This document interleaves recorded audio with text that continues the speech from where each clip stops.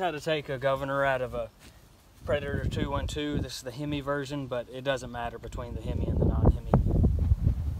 Now, I've seen this done a couple different ways. A lot of people cut in the arm for the governor, but I've got a way to do it without cutting that arm off and without having to get rid of the governor plate and all that. Alright, so we'll start by taking the gas tank off.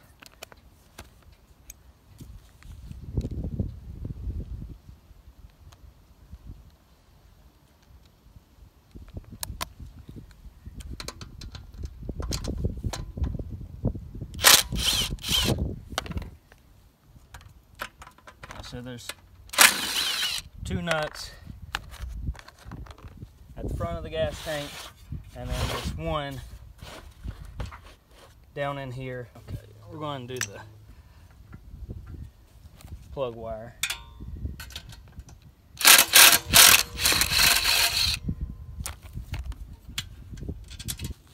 Okay, and we got the hose for the breather we're going to take off of the gas tank. And there's also a clamp holding the hose on for the carburetor feed. We can get under there.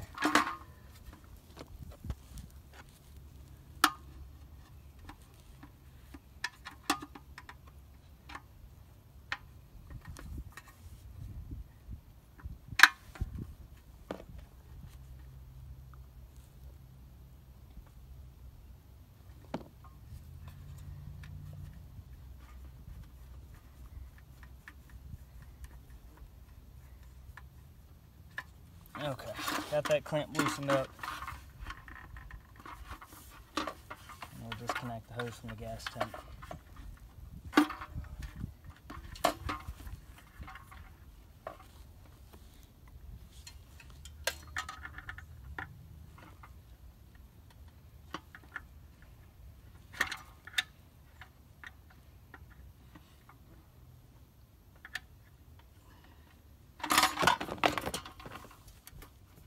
Alright, gas tank's off. So we took the gas tank off so we could get to the top of the governor here. And now we're going to take the side cover off.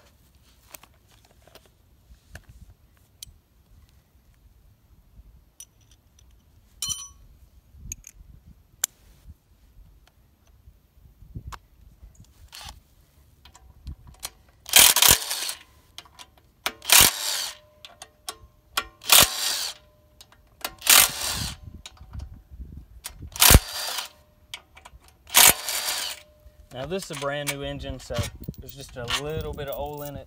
I found it quite a bit easier to do it when the engine's new, so you don't have to deal with all that oil and stuff.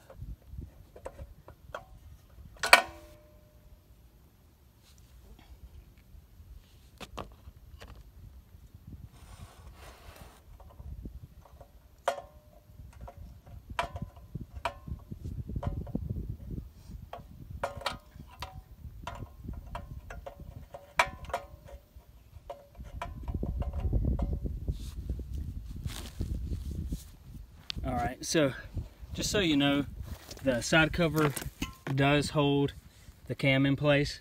So there are timing marks. There's a little timing mark right here, and it needs to line up with the timing mark on the crank, which is this yellow dot right over here. Alright, so I went ahead and got it back in time instead of taking the cam out and leaving it out, just so nothing dropped out while I was doing this. So as you can see, the 2 timing marks are lined up. Now, the governor is down in here. So you see the little control arm, it extends up out of the block, and there's a little plastic gear down here. So that's what we're going to take out, is that control arm and the plastic gear.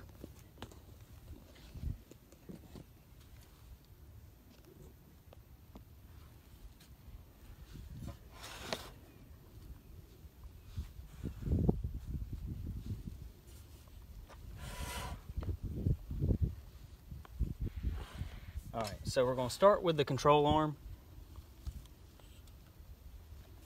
So we're going to start with the control arm here. Now, I've seen a lot of people just remove this all together and go with the top plate on the engine, but you don't have to do that. You can still use the factory gas tank. And what I do is take out this control arm, tap the hole there, and put a bolt there. So it still lets you have this little control arm, and it'll allow it to swivel back and forth.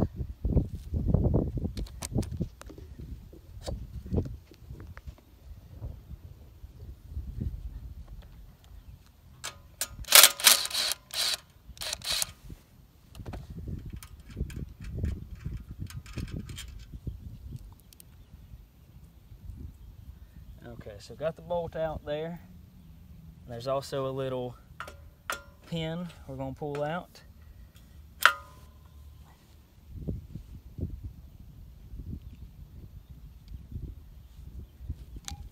And then the little arm will slide off of that rod there.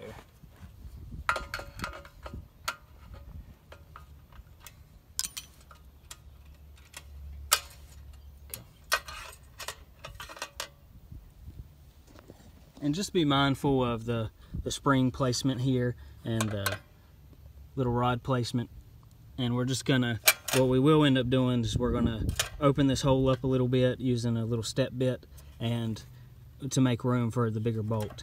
And now, a lot of people just cut this arm off and drop it down through, but you can get this rod out without cutting it. You just have to do a little maneuvering. So that's what we're gonna do now. Let's get that rod out.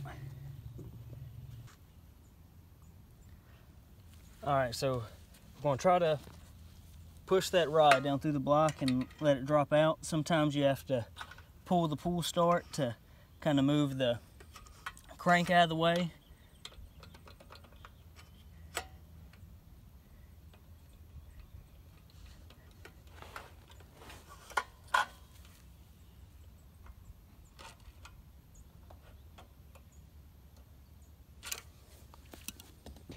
Okay, so if you can see in there, we've almost got it out. You can see the little fins that were sticking out the top, but it is stuck on the crank.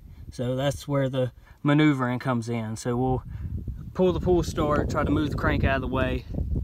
Sometimes it takes a little bit extra help from Mr. Hammer.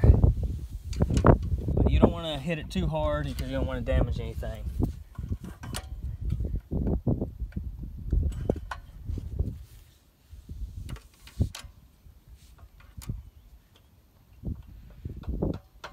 Okay, we are almost there.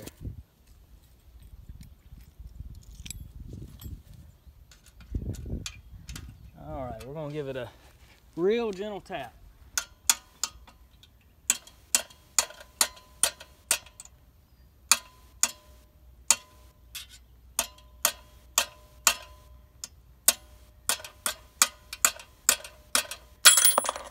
Okay.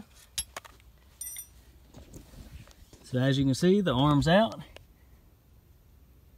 Now, one thing to watch out for is stray washers. There is a washer right above that arm. We're gonna make sure we see it's stuck right there. And a lot of people, or at least I've seen with some used Predators I've got, is these washers will still be floating around in there. So got that washer out. All right, now we're going to move on to the little gear here. I'm going to take this little top pad off, and there is a washer that is connected to it. It just plopped out with it. So it may be hard to see, but there is a little bitty ring around this metal rod here.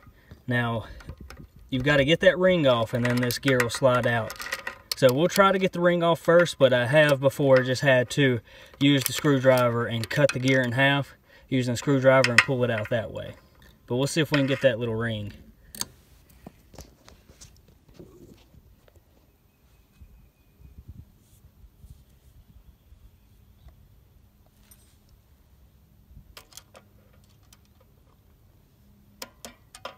Now I'm just putting the edge of the screwdriver on the opening of the ring and see if we can kind of warp it a little bit to get it to let loose.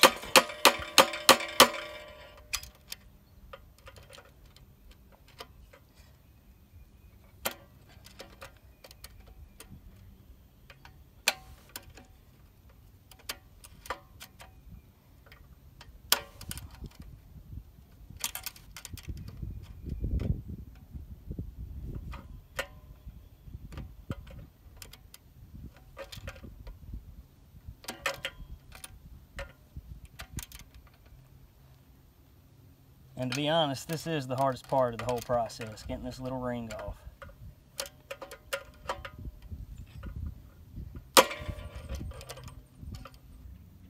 Alright, so I've got the little focus. Yeah, it's not focusing. So I've got the little ring here off a little bit, so I'm just going to keep kind of prying a little bit till we get that ring off.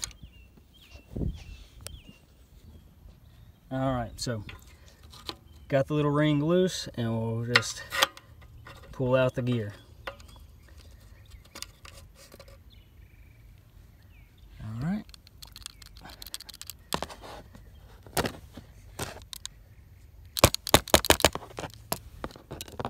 Let's see if you can see it now.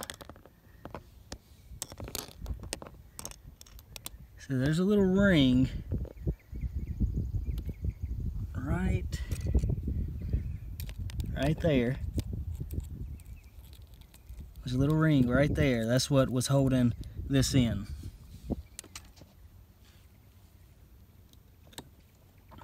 So this is another place you need to watch out for washers. So there is a washer down here that was under that gear as well, and you've got to make sure you get that out. Now we're gonna tap this hole that the little control arm was coming out of, and I found that a 1/4 inch bolt works pretty good. This is a 1/4 inch 20. Alright, I'm gonna put a little rag in here just to catch some of the shavings, just to prevent most of it from falling into the engine. Now we'll clean the whole engine out with some brake parts cleaner or some carburetor cleaner when we're done, but the rag just helps catch some of the shavings.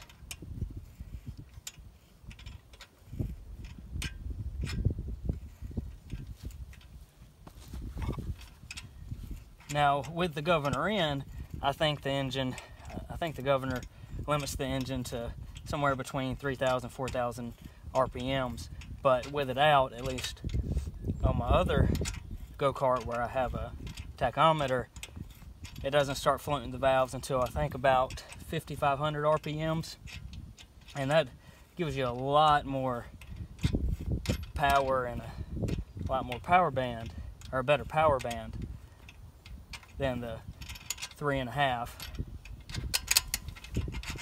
Well,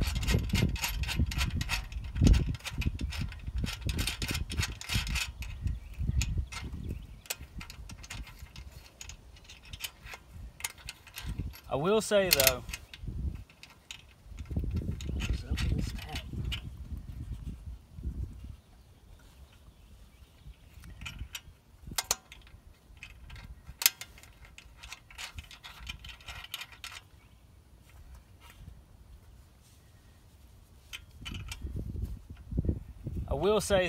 that with the Hemi engines, at least, if you're running the thinner head gasket, like that comes on the non-Hemi version, floating the valves, I have been a valve on one of the engines where the piston and valve hit while I was floating the valves. So just something to watch out for.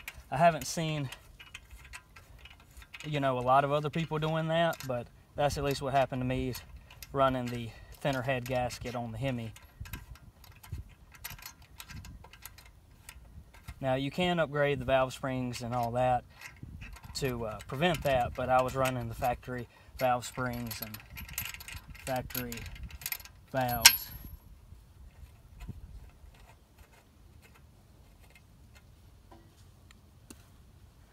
Alright, so we've got it tapped. And as you can see, we caught a good amount of metal. There. It'll be less for us to try to get out of the engine.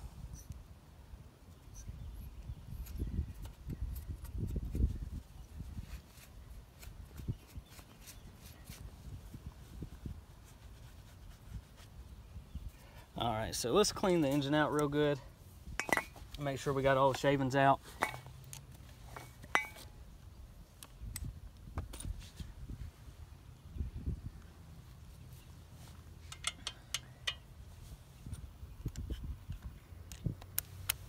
I always take the drain bolts out for this as well, because some stuff gets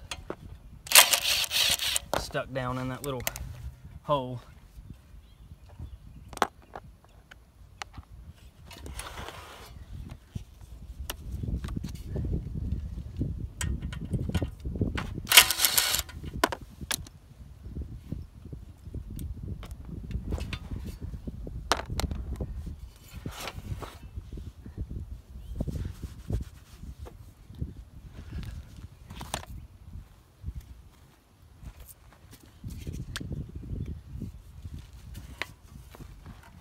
And I'm going to tilt the engine up some. I'm going to spray the hole we tapped to make sure no metal shavings are in there.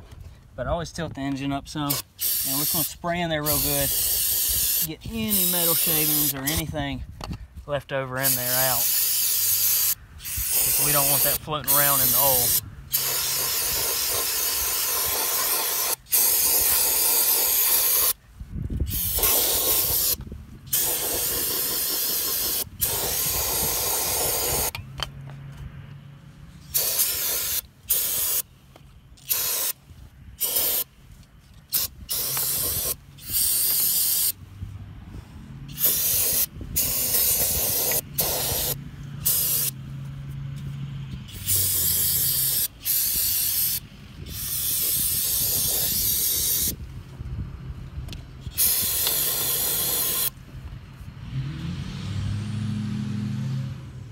Alright, and let's always take a look in there just to make sure I don't see any metal pieces floating around.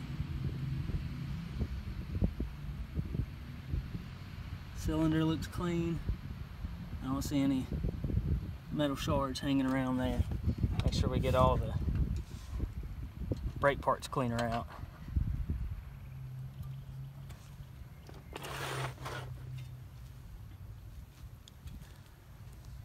Alright, so now we're going to connect the throttle linkage back up using the bolt and the new threads that we have. So you've got to widen the hole on the little control arm here. I always just take a little step bit, and we want to make it big enough so our new bolt will twist and not get bound up or anything.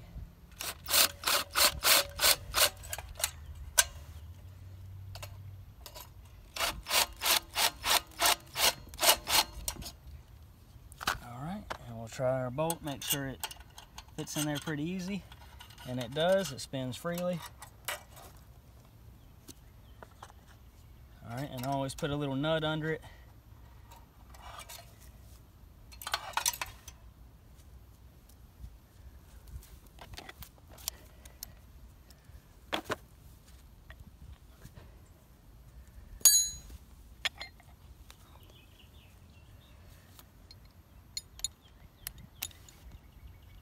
Alright, and we're going to put this nut about halfway up the bolt.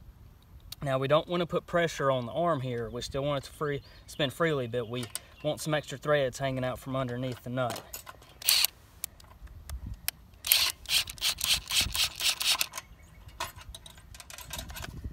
Okay, so it's not spinning freely. I got a little too tight. I'm just going to back it off a little bit.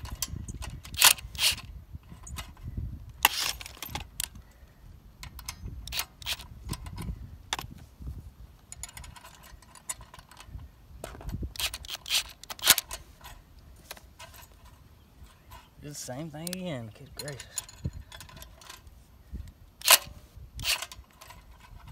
Okay, so now we still got the nut on there, but it spins freely, and a little control arm.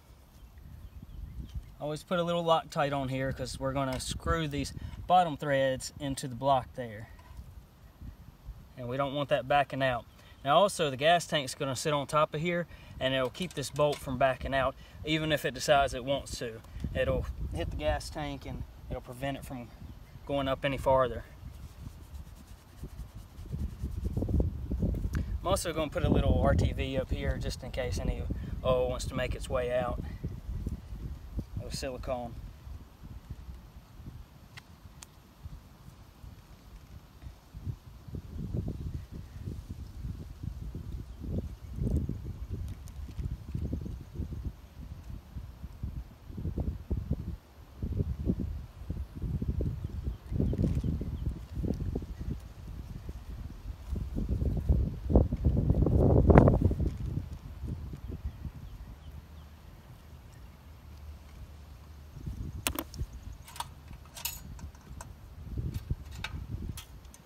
Alright, and all our springs and little throttle arm are still connected, so we don't have to worry about putting those back on.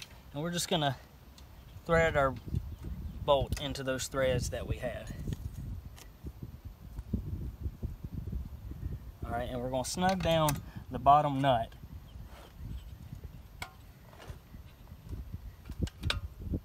So I'm going to snug it down real good.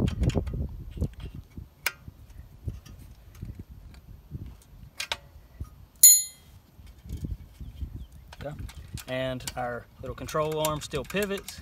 It's got a place for it to connect, and it's still opening our throttle over there. But governor's gone. So now we can leave this arm on, and it has a spot where it can swivel on the bolt there. And you can still keep all these controls for the throttle. You don't have to buy aftermarket top plate or anything like that. So now we can put the side cover back on.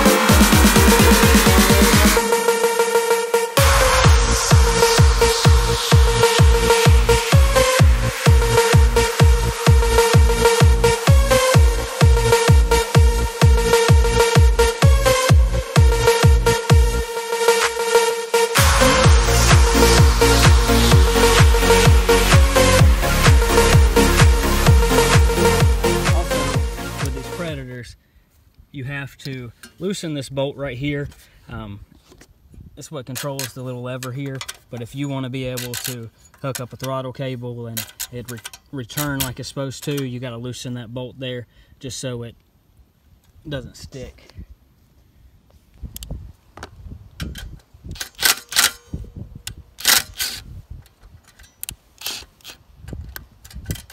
Okay, and you see now that I loosen the bolt, it returns back pretty easily. Also, always remove the little screw here. I just never use it.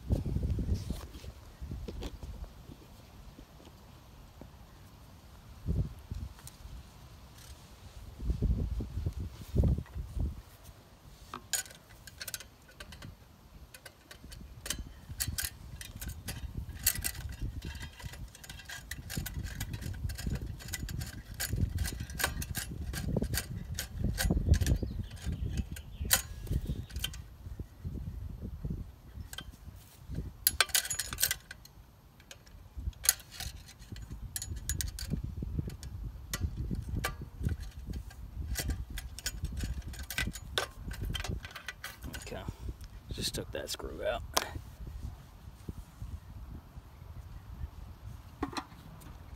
Alright, so we'll get the gas tank back on.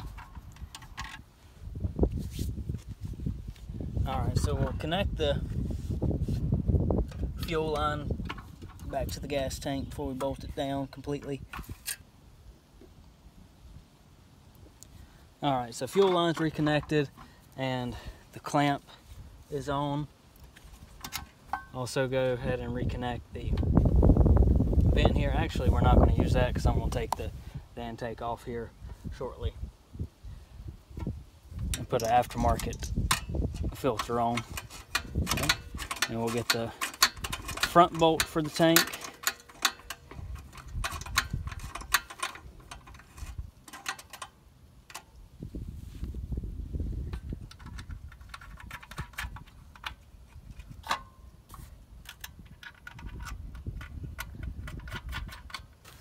So that's how you remove the governor without needing an aftermarket top plate or anything. You can see the little control arm under there. The tank keeps it down so it won't back out, and still got control of the throttle here. You can see it pulling the little arm here, and what we'll do, we'll put a spring, connect it to this arm here, and connect it somewhere over here, probably way down here, and that'll help pull the throttle back. It just won't do it on its own. You do need an extra spring. Alright, so I wasn't able to connect the spring to the spot I normally do. There's no threads here. It's a little different than some of the other Predators or the 212s that I messed with. So I had to connect it down here to this bolt on the pull start. Had to stretch the spring out a little bit, but as you can see, I connected it to the little control arm there, and we've got full movement there. Opens the throttle all the way and returns on its own. And it's got a pretty good amount of spring coming back on its own. So that's how you remove the governor from a Predator 212 without having to do any cutting or go with the aftermarket top plate.